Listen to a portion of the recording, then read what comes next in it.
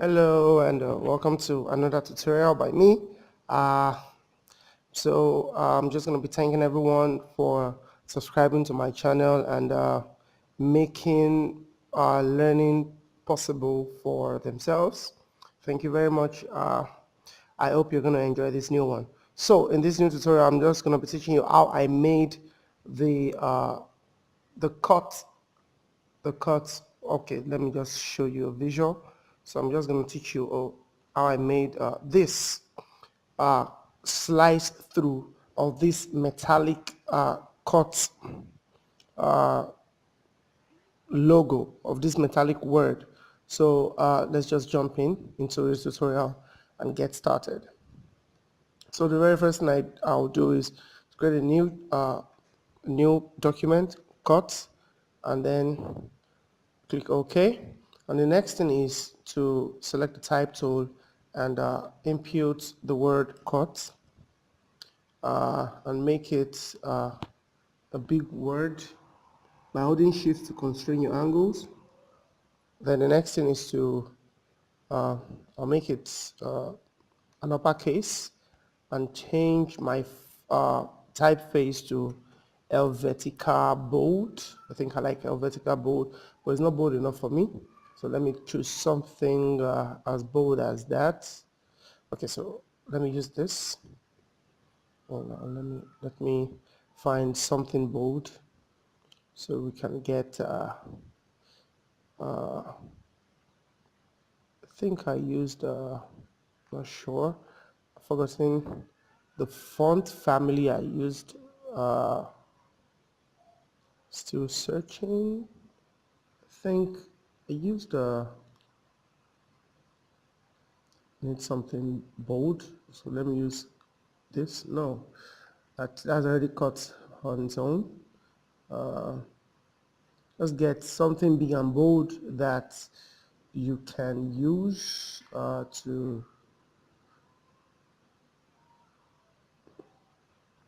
All right, so I don't seem to be finding my font. I don't seem to be finding this. Okay, so here it is, Republica Minor. Yeah, that is the font, Republica Minor. So the next thing to do is, I just learned something new that once I have my my logo or my font right off, I should always learn to duplicate it. So I'll duplicate it by pressing my Alt, click and drag to the side, so I have it duplicated to the side. And also we will be needing a duplicate later on. Okay, so looking at this briefly, what I did was I had it cut through with a shape, or you can use the eraser tool.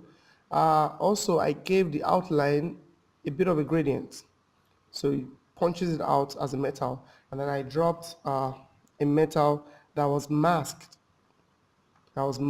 over. So I have a masked metal over this black cut, and then I clipped it and inverted the mask so that it will show inside of my write-up. So the very first thing I must do here is to convert it to an outline. So is that I come here and expand, or I just simply come here and say create outlines. So I have that as an outline. So the next thing to do is to throw in my gradient. So how do I want the gradient? So if you check this well, the gradient for this cut is from a dark to a light back to a dark one. So we have a three color gradient here. So I choose a three color gradient as a here. So you can also copy, you can just copy this by alt selecting, and then we have that. But notice that they are the gradients are individual on these three words. So the thing I should do or must do is for them to have the same gradient. We should use the gradient tool and click and drag all through. So we're going to have something like this. So let's just let's have it set. Okay, so I think I like this. Okay, so this is this is way too intense, so I can reduce the intensity here, and then okay, so we have something of this nature. So the next thing to do is to give my my outline gradient too. So I come here and give the outline gradient and make sure it is across. So we have apply gradient across stroke. Uh, oh, sorry, not across.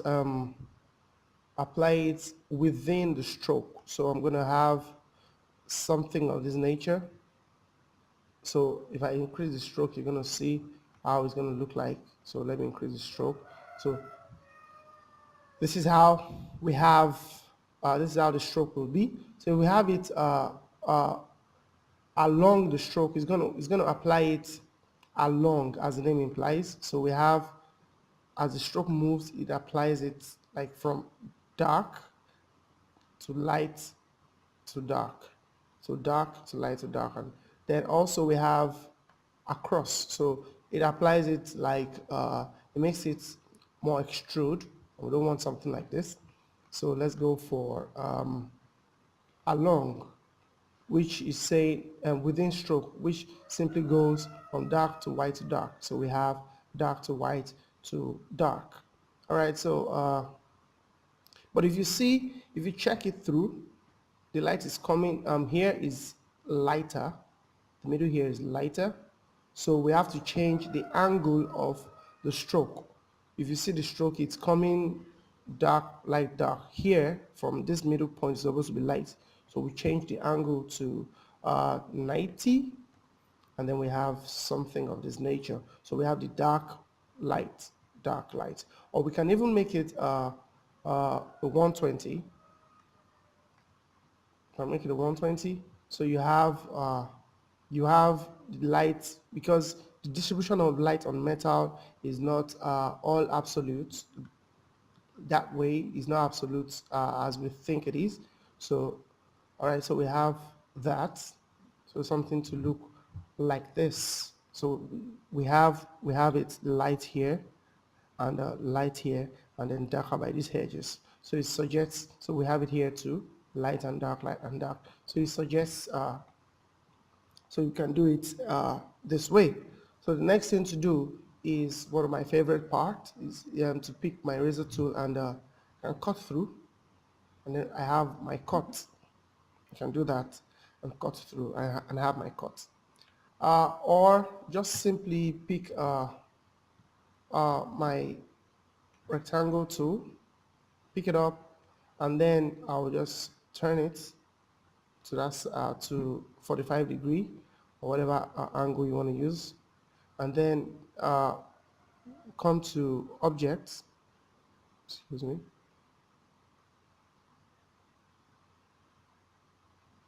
Okay, so come to objects.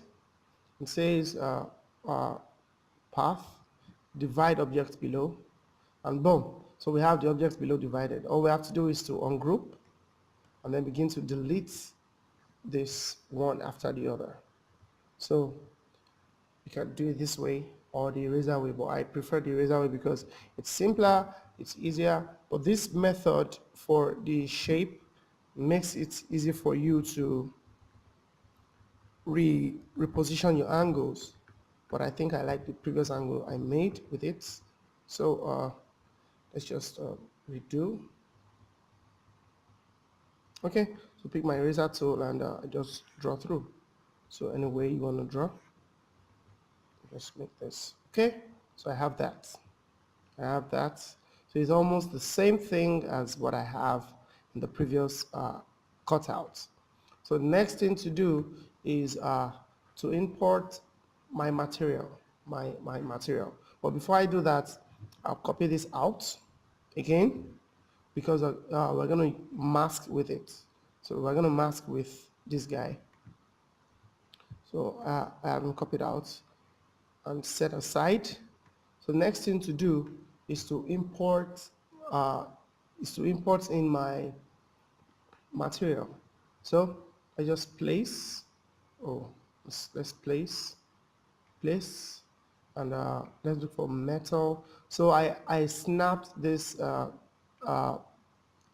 wash hand basin in my house, and I really made a specular. I love the specular my flash made on it. It has this really bright highlight on it. Okay, so next thing to do is to make sure this guy is black. So we return him to black. Say, okay, we want you black. And then you mask it.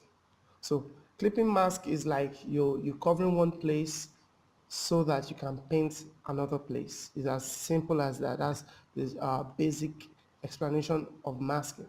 So we mask by coming to you, okay, transparency, and click make mask. So once we make mask, we invert it. So once you have it inverted, you are saying, okay, I want the real color to show. I want the real color to show, because if you don't have it inverted, it's because it's masking it in negative. We have the light parts dark and the dark parts light. So we just have to invert it. So we go back to the normal way. Okay, and so the next thing is to change your blend mode. To change your blend mode, bring this one forward to the top and change your blend mode. If you look at this, let me do this. So I have my blend mode to add lights and opacity of 72. So if you increase your opacity, it will be too harsh. So you can reduce your opacity to 70, 72, then you add lights. So come to uh, our mask, come to add lights for the opacity first, and then reduce our but if you notice something, I I in this previous we have the zinc masked with the black cutout, but on the other hand here we have the black cutout masked inside the zinc. That's why we would have that's why there's difference between this effect and this effect. So you must learn the difference. So we are supposed to mask the cutout, but we are supposed to mask the zinc inside the cutout. So the cutout is the clipping mask, not the metallic material we want to use. So we have to reverse that. And in doing that, first release the mask and make sure your cut is on top of your material. Is on top of the material, and then make sure it's in normal. And okay. So the next thing to do is just can select this and do make mask, and boom, we have that then inverted. So once it's inverted, we have a clear cut logo. We have a clear cut text.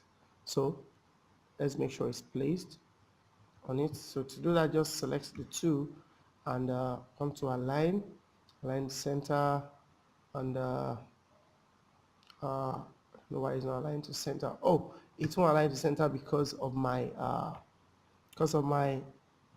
picture. Okay, so the next thing to do is to reduce the opacity to around 70 first, and then my blend mode to add lights. So once I have that done, voila, I have a good cut logo. So you should try to strike a balance between the cut under with the gradient and the clipping mask on top. So we have it that way. The next thing to do, so once I have that, the next thing to do is to bring a background to it and then give it black and send it to the back by pressing Ctrl Shift bracket down, and then boom, we have our cut logo. So that's just a brief way of how I created the beautiful cut logo. Also, you can play with your the position of your objects. So if you check the position of this, it's like it's sliding down.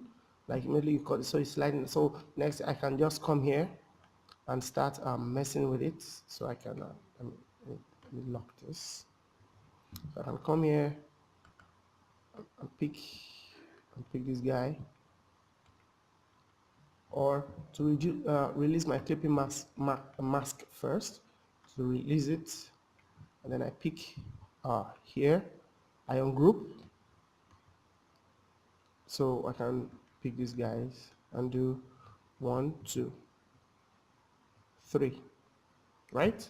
And the next one underneath, let me lock this, Control 2. Next one underneath, I can ungroup 2, ungroup, and then I pick it